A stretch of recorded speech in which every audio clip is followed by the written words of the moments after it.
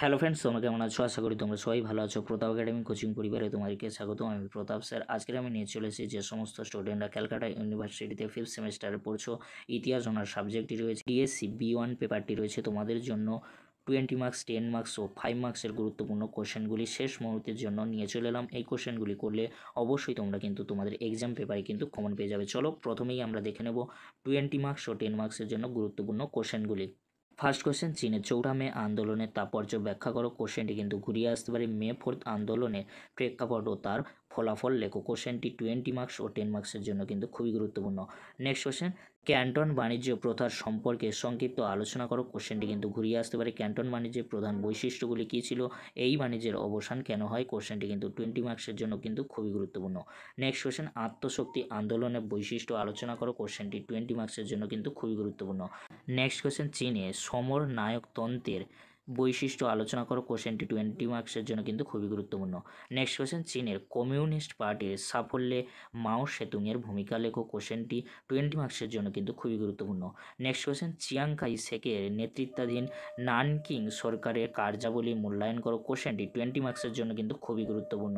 Next question, চীনের communist পার্টির প্রতিষ্ঠার প্রেক্ষাপট আলোচনা করো। কোশ্চেনটি 10 মার্কসের জন্য কিন্তু খুবই গুরুত্বপূর্ণ। নেক্সট কোশ্চেন, আফিম যুদ্ধের কারণ বা প্রেক্ষাপট ও ফলাফল সম্পর্কে সংক্ষিপ্ত আলোচনা করো। কোশ্চেনটি ঘুরিয়ে আসতে পারে অবৈধ আফিম ব্যবসা বন্ধ করার জন্য কমিশনার লিন সেসু কী পদক্ষেপ করেন। এটি কিন্তু 10 মার্কসের জন্য কিন্তু খুবই গুরুত্বপূর্ণ।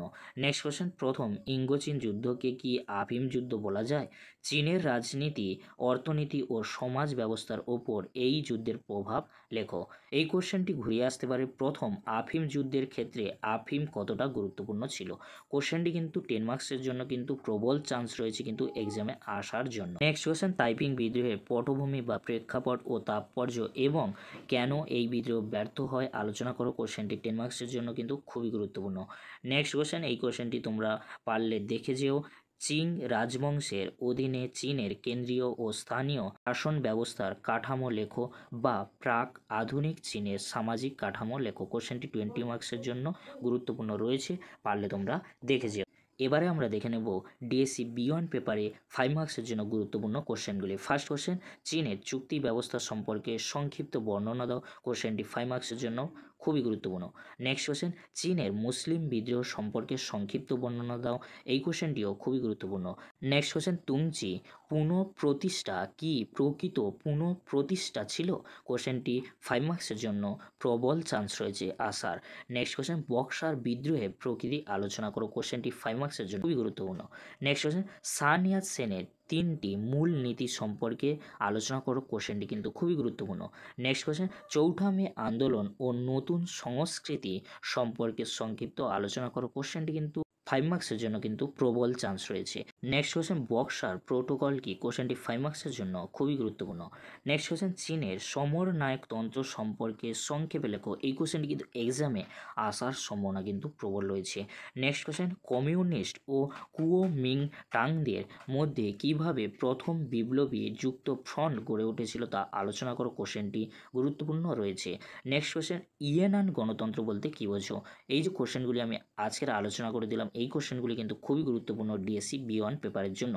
তোমরা কিন্তু এক্সট্রা কোশ্চেন বা সাপোর্টিং কোশ্চেন হিসেবে 5 মার্কসের জন্য দুটি কোশ্চেন দেখে যেতে পারো।